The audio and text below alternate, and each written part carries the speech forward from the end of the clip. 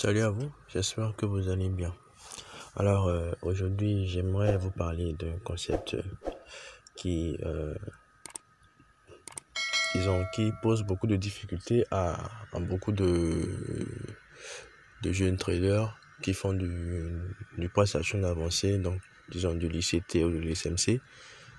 Le concept de la fractalité du marché. D'accord? Le concept de la fractalité du marché. Alors ici j'aimerais juste vous dire quelque chose. Chaque time frame, d'accord, parlant de la fractalité du marché, chaque time frame a sa tendance, d'accord, et chaque time frame a également son niveau de take profit. Ok, son niveau de take profit.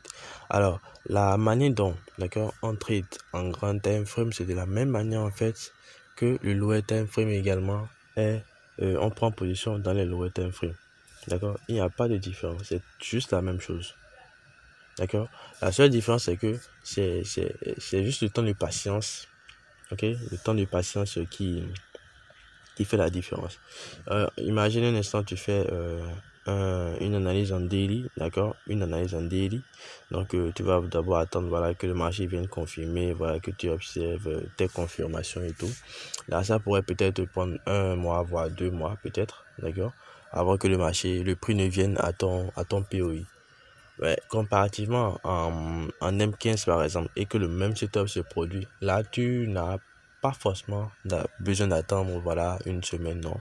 Déjà peut-être dans la journée, d'accord, dans la journée ou au plus grand tard, la journée qui suit, le marché vient dans ton POI, tu prends ta position et tout est nickel. Alors le sujet d'aujourd'hui c'est sur la fractalité du marché, comme je l'avais dit au départ. Alors je voulais juste vous expliquer quelque chose. Supposons un instant, d'accord, comme je le dis, chaque time frame a son tendance, d'accord. Supposons un instant que nous sommes en daily time frame, d'accord, nous sommes en daily time frame ici. On sait bien que en daily time frame, disons la tendance haussière, je vais prendre ceci, la tendance haussière d'ici, donc ce range là, d'ici à là, d'accord, on sait que dans ce range là, il y a beaucoup de choses qui se sont produites. D'accord, cela voudrait dire quoi? Si on va en H1, nous allons voir, voilà, le marché à osciller et tout ça, des prises de liquidité et tout. Ok, donc supposons un instant que nous prenons là où s'est dirigée la flèche noire là. D'accord, on prend cette tendance, ok, en daily. Lorsque nous allons en H1, voici ce que nous observons. Ok, voici ce que nous observons. Ce que vous voulez dire en fait que lorsque nous prenons cette distance là, ce range de là à là, je vais matérialiser ça par un rectangle. Lorsque nous prenons ce range, d'accord, lorsque nous prenons ce range ici,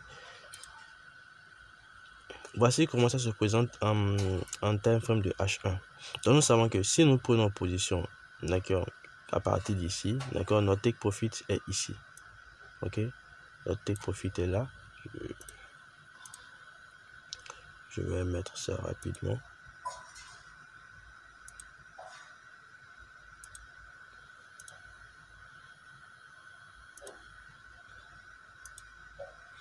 Voilà, je vais mettre take profit, donc TP.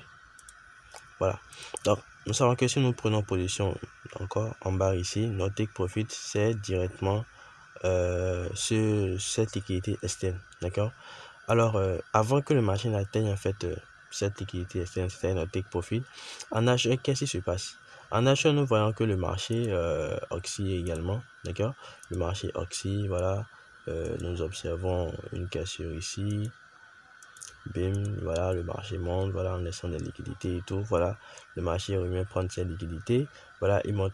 Donc nous allons voir en fait que tout ce qui se passe ici en daily, que ce soit en daily ou bien en H4, en H1, voici comment ça se présente. Du coup, en H1, pour celui qui trade par exemple en H1, d'accord, en H1, la personne travaille seulement sur ce retracement, d'accord. Une fois que, voilà, on aurait observé une cassure de structure en M15 là, ok, il va se mettre, d'accord, en position, bah voilà, et target les equal low, d'accord, tous les equal low, je crois, hein. Oui, voilà, tous les equal low ou les imbalances, d'accord, les equal low ou les imbalances. Alors, mis à part ça, d'accord, mis à part ça, une fois que le marché va commencer à vouloir repartir, donc il essaie d'observer. Nous allons voir en fait qu'ici, il y a également un range ici, d'accord, un range ici. Donc, ça veut dire du haut jusqu'en bas là, ok, de là à là. Donc, nous savons bien que si nous prenons une position en H1, d'accord, si nous prenons une position en H1, notre take profit, c'est là. Je vais également mettre TP.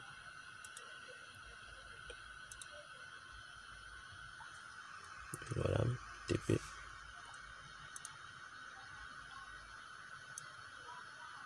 Voilà. Si nous prenons une position en H1, notre take profit, c'est là. Ok, notre take profit est là. Donc, cela veut dire quoi? Est-ce d'ici à là, est-ce que le marché a pris toute la liquidité? Oui. Si oui, alors voilà, on attend des confirmations et on prend notre position de là, d'accord? On prend notre position de là et on target notre take profit là. D'accord. Sachant bien en fait que notre take profit en daily, c'est sur haut ici, d'accord? Toutes les positions que nous allons essayer de prendre seront à l'achat. D'accord, seront à l'achat. Du coup, toutes les liquidités qui vont se présenter et tout, bah voilà. Donc, on aura juste à observer cette prise de liquidité, d'accord. Quand je parle de prise de liquidité, bah voilà, on peut avoir ceci, vu que le marché est en tendance haussière, d'accord. D'accord. Donc, c'est ce genre de prise de liquidité là. C'est genre de prise de liquidité. Je crois, hein, mis à part ça, les liquidités en forme de... Oh, désolé. Les liquidités en swing high. D'accord. Les liquidités en swing high. Et voilà. Donc, ce sont ces genres de liquidités là en fait, faudrait observer. Est-ce que par le passé, le marché nous avait laissé, voilà, un truc dans le genre? Est-ce qu'il va venir récupérer? Voilà, est-ce qu'il va mitiguer? Voilà, après mitigation, bim, le marché va repartir à la hausse. Du coup, chaque time frame a sa tendance, d'accord? Maintenant, disons un instant que, voilà, nous prenons ce retracement là. Je vais enlever le rectangle. D'accord, je vais prendre ce retracement là, d'accord, ce retracement. Alors, ce retracement, si je monte, voilà, là, voilà, ce retracement, voilà comment ça se présente en M15 par exemple, d'accord, en M15. Du coup, lorsque nous avons nos confirmations en M15 ici, nous avons notre confirmation peut-être de vente ici en M15, d'accord. Une fois que le marché commence à vendre, tu sais que, bah voilà, si le marché quitte ici, nous avons notre liquidité se trouve quelque part ici, d'accord. La prise de liquidité doit s'effectuer ici, d'accord, un truc dans le genre. Donc on prend peut-être notre trend line, d'accord, on prend notre trend line. Donc en supposant un instant que voilà, notre prise de liquidité est ici, d'accord. Supposons, bon, je vais prendre le rectangle. En supposant un instant que notre prise de liquidité est là, ce qui veut dire que lorsque tu prends une position de là, d'accord, de là, donc ton take profit serait ici, d'accord, ton take profit serait là. Donc qu'est-ce qu'il y a lieu de faire? C'est à toi d'aller en fait de time frame en time frame, d'accord, pour dire bah voilà, en M15 j'ai ce range là, d'accord. Qu'est-ce que j'appelle range en fait? Donc range c'est ceci. Donc, lorsque le marché commence à monter, d'accord, et casse la précédente structure, ok, la précédente structure, après la cassure, là, on prend ce niveau-ci, d'accord, ce niveau-ci, et ce niveau-ci, comme des liquidités externes, d'accord, comme des liquidités externes. Donc, dans tout ceci, en fait, il y a un range, d'accord, et quand je parle de range, je ne dis pas la consolidation, non, le range, c'est en fait ceci, d'accord, des oscillations qu'il y a à l'intérieur. D'accord, on essaie de voir dans ce range-ci, d'accord, est-ce que toutes les liquidités ont été prises de ce côté-ci? Si oui, d'accord, le marché va remonter. Une fois remonté, lorsque le marché commence à retracer, il faudrait voir. C'est probable en fait que lorsque le marché va vouloir revenir, d'accord, qu'il puisse revenir, prendre la liquidité ici et repartir, d'accord. Donc c'est à vous de voir lorsque vous êtes en train de faire l'analyse, où est-ce que je peux prendre comme mon range, d'accord, où est-ce que le marché a commencé son impulsion, où est-ce qu'il a terminé, quel niveau il a cassé, ok. Donc c'est à vous de voir tout cet time frame là, d'accord. Pour ceux qui veulent faire par exemple du day trading ou de l'intraday par exemple, d'accord. Bon, le day trading, l'intraday, c'est la même chose. Donc, pour ceux qui veulent faire du day trading ou de l'intraday, d'accord, s'ils vont par exemple en H1, d'accord, en sachant très bien que, voilà, en daily, le marché va atteindre tel target, d'accord, en sachant que le marché va atteindre tel niveau. Alors, c'est à lui d'aller en H1, d'accord, et de voir en fait tout ce qui s'est passé dans ce range là et qu'est-ce que le marché est en train de faire. Est-ce que le marché pourrait retracer, d'accord, ou le marché ne va pas retracer. Si c'est que bah voilà, le marché a atteint un niveau donné, d'accord, le marché a atteint un niveau donné où il pourra peut-être retracer, d'accord. Donc c'est à lui maintenant de patienter. Alors déjà qu'il est en H1, il va redescendre maintenant en time frame de M15. D'accord, en time frame de M15, supposons en H1, le marché est en train de faire ceci, d'accord, le marché est en train de faire ça, d'accord, bon, disons avant la cassure ici, bah voilà, il va en M15, il voit en fait que le marché est en train de faire une vente, d'accord, mais en faisant cette vente, vu que nous savons qu'il y a de la liquidité à prendre quelque part ici, d'accord, lorsqu'il va prendre sa vente ici, d'accord, bon, je ne dis pas de, de trader en compte tendance, non, loin de là, donc lorsqu'il va commencer par le marché va commencer par retracer. Cela voudrait dire en fait que d'ici à là, le marché est dans une tendance haussière en H1, d'accord. Mais une fois en M15, tout ce qui serait passé dans ce range-ci, d'accord, se bat, désolé, se bat à ce rôle-là, d'accord. En M1, peut-être, voilà, il y a des liquidités également à l'intérieur, d'accord. Le marché ne fait que prendre des liquidités. Après la structure du marché, il faudrait maîtriser le concept de liquidité. D'accord, avec les concepts de liquidité maintenant, les concepts des order blocks, PU, supply, une dimension très facile à maîtriser. D'accord, donc en allant en M1, d'accord, d'ici, donc nous allons voir en fait qu'il y a des liquidités à prendre là. Nous allons voir qu'il y a des liquidités à prendre là. D'accord, les liquidités. Du coup, en M15, on va voir voilà que le marché commence à retracer vers la baisse. D'accord, le marché commence à retracer à la baisse. Donc, ce retracement-ci, on sait que notre target en fait serait quelque part ici. D'accord, on sait que notre target serait quelque part là. Donc, je vais mettre TP.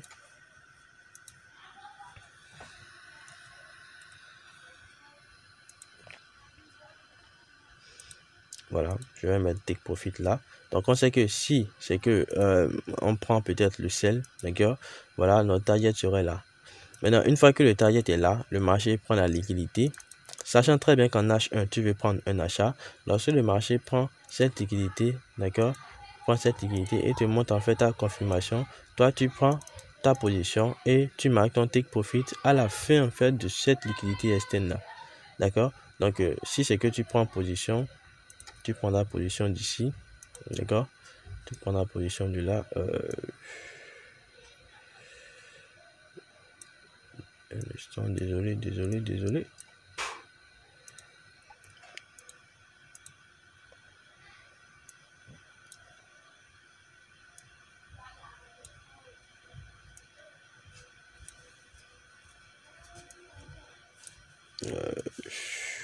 Voilà, là c'est bon.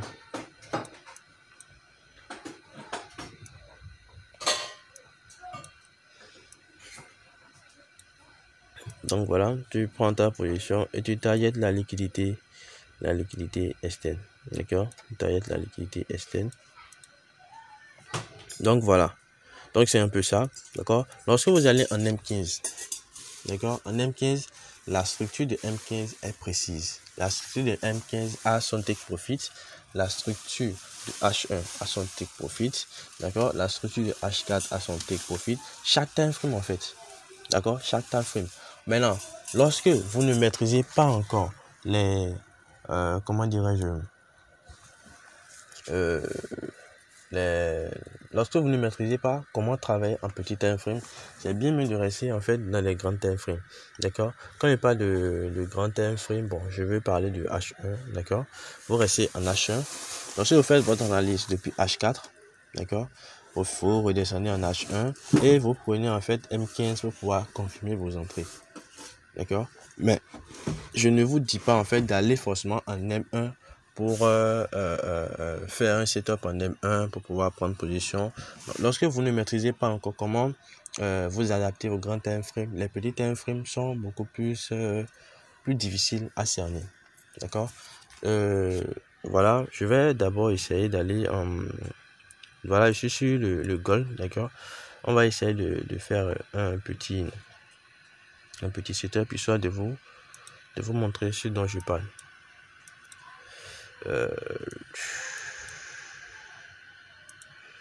Voilà. Bon, voilà. Ici, nous sommes sur le gold, d'accord. Nous sommes sur le gold. Ben voilà.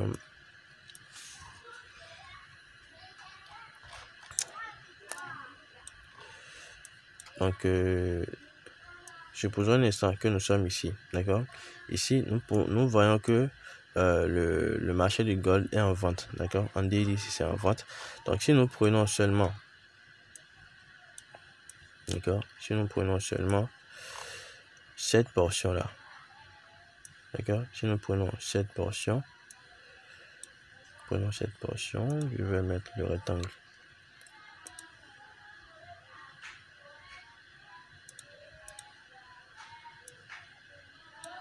D'accord, si nous prenons cette portion par exemple, donc nous allons voir ici, voilà, le marché est en train de monter, ok.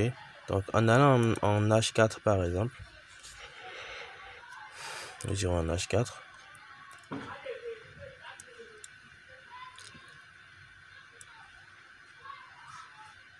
Voilà, c'était cette portion là.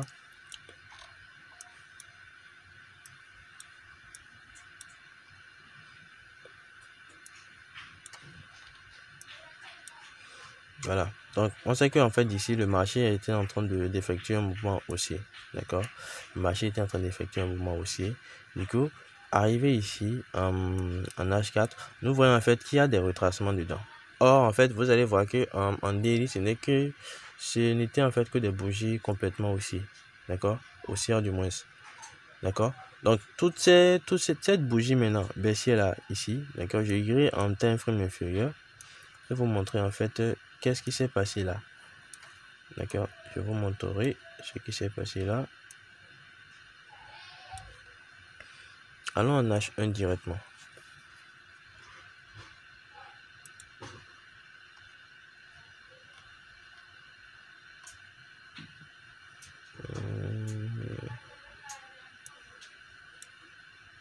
H1, j'espère que ça nous donnera la main. Bien.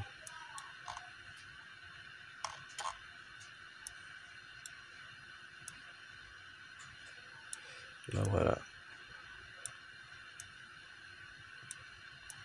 Donc voilà. Donc c'est un peu ça, d'accord. Le marché est monté. Nous allons voir que dans cette time frame là, d'accord, dans cette time frame, le marché est toujours aussi, d'accord.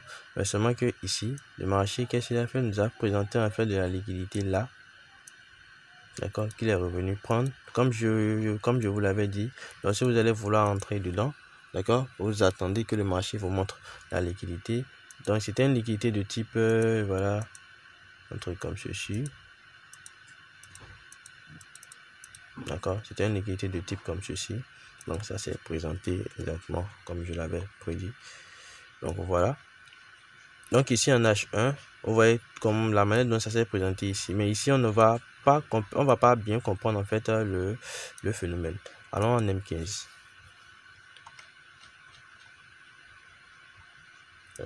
J'espère que ça va nous donner la main.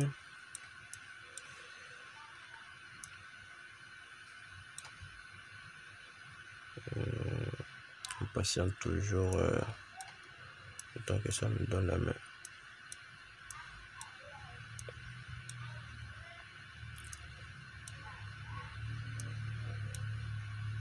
Voilà. Voilà.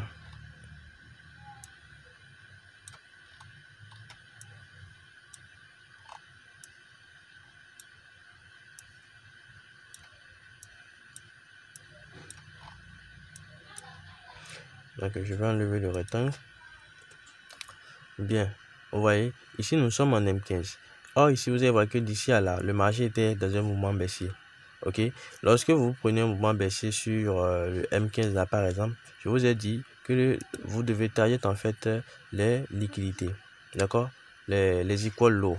Donc ici nous avons une equal low qui s'est présentée ici, d'accord, on a une equal low qui s'est présentée là. Donc si c'est que vous devez prendre position là ici, c'est que voilà, votre target, votre take profit ce serait ici. Désolé, votre take profit ce serait ici. Donc ici la tendance en M15, d'accord, la tendance en M15 ici c'était baissier, d'accord, c'était baissier. Vous allez voir que ici c'était haussier, ici c'était baissier. En fait, lorsque vous allez dans chaque time frame, vous allez toujours voir en fait que il y a un mouvement d'impulsion et de retracement, d'accord, d'impulsion et de retracement. Lorsque vous voulez rentrer en fait dans une tendance, d'accord, d'abord le higher time frame, d'accord, la grande time frame gouverne la petite time frame, d'accord, le higher time frame gouverne la petite time frame.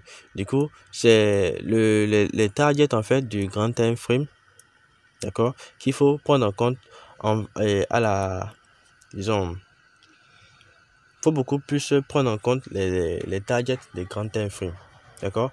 Maintenant, lorsque vous êtes en petit time frame, vous devez savoir que lorsque je veux entrer dans la position en M15 maintenant, son vrai target en fait c'est ici, d'accord. Vous pouvez peut-être prendre 2 positions ou 3 positions, d'accord, et lorsque vous allez mettre les 2 premiers take profit, d'accord, au niveau du target de M15, et pour la dernière, vous mettez ça au niveau du target de la grande time frame en question. Tout dépend de quel time frame vous avez considéré comme grand time frame pour pouvoir travailler dans la journée en question, d'accord. Une fois que vous avez défini cela, vous savez là où vous allez. Une fois que vous aurez mis ce target là, maintenant vous sécurisez votre position et vous laissez couler, d'accord. Donc c'est un peu ça. Chaque time frame a sa tendance. Il y a certains, voilà, lorsqu'il fait du scalping, il ne dépasse pas en fait H1. Il quitte H1 pour M15, M5, M1 pour pouvoir entrer, d'accord. Tout ce qui s'est passé ici là maintenant, d'accord, tout ce qui s'est passé ici, vous allez voir que le marché a vendu là. Donc cette vente ici là maintenant, j'ai dit de toujours target en fait les liquidités. Ici c'est une liquidité de type, je parle d'ici, hein, c'est une liquidité de type voilà, swing, voilà. Donc c'est une liquidité du genre le marché a pris et le marché a continué sa tendance, d'accord. C'est un truc dans le genre, lorsque vous êtes dans une time frame, dans un time frame donné, d'accord, lorsque vous êtes dans un time frame, ayez toujours l'aimabilité de voir, je suis d'abord dans quel type de tendance. D'abord en grand time frame, le marché va où, d'accord. En H4 le marché va où, en H1 le marché va où, et vous essayez de, avec TradingView, d'accord, c'est beaucoup plus attirant en fait de pouvoir analyser, d'accord, c'est beaucoup plus attirant de pouvoir analyser. Donc lorsque vous prenez par exemple TradingView, vous pouvez tracer en fait toutes vos zones, d'accord. Vous savez que lorsque le prix vient ici, voilà ce qu'il y a à observer, voilà ce qu'il y a à observer. Si ça entre ici, ça me montre une confirmation, je prends ce trade et je target en fait tel niveau, d'accord, tel niveau, parce que je suis en M15, je target tel niveau, parce que je suis en H1, je target tel niveau, je prends ma position à partir de M15, je target tel niveau.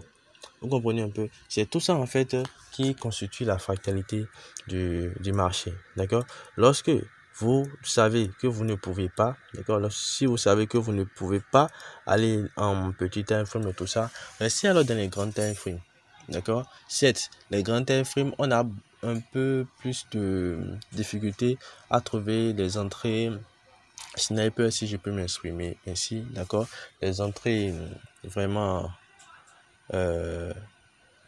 bon, disons les entrées très minimes, d'accord, les entrées très rapides, d'accord, avec de petits stop loss, d'accord. Si vous n'arrivez pas à effectuer des trucs comme ça, ce n'est pas que vous êtes un mauvais trader, non, mais c'est juste que on travaille beaucoup plus avec l'émotionnel, d'accord. Parce que souvent certaines personnes, même moi par le passé, je disais que voilà, les lower time frame en fait c'est de la manipulation, d'accord. Mais c'est en fin de compte, j'ai compris que voilà, avec même le lower time frame, tu peux entrer sur le marché d'accord, tu peux entrer sur le marché, observer ce que tu observais, d'accord, sur les grands time frames, en petit time frame.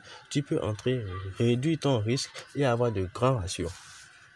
Vous voyez un peu. Donc, tout ça constitue en fait la fractalité du marché. Là, quand on parle de fractalité, en gros, c'est quoi? La fractalité du marché, c'est que chaque time frame a sa tendance. D'accord? Chaque time frame a sa tendance. Quand je suis dans tel time frame, voici la tendance que j'observe. Voici ce que j'observe. Voici là où je dois target. Voici là où je ne dois pas target. C'est ici je dois prendre ma position, et etc. Je crois que pour faire un truc dans le genre, vous devez avoir un cahier de trading. D'accord? Un cahier de trading où vous disiez, bah voilà, aujourd'hui, je vais analyser peut-être 5 paires. Si j'analyse 5 paires, d'accord, sur telle paire, je vais voir d'abord comment est-ce que le marché s'est déplacé en daily, comment il s'est déplacé en H4, en H1 et tout ça. Et ça vous permet en fait d'être un peu plus ordonné. D'accord? Ça vous permet d'être un peu plus ordonné. Parce que je le conseille souvent à ceux que je coach. D'accord? Je leur conseille souvent. S'ils ne peuvent pas aller en lower time frame pour pouvoir travailler, d'accord? Le plus bas time frame à observer, c'est le M15. D'accord? Ils ne sont pas obligés de chercher la tendance en M15 et tout ça, non, d'accord? Lorsque le marché vient dans ton POI en M15, tu vas, d'accord?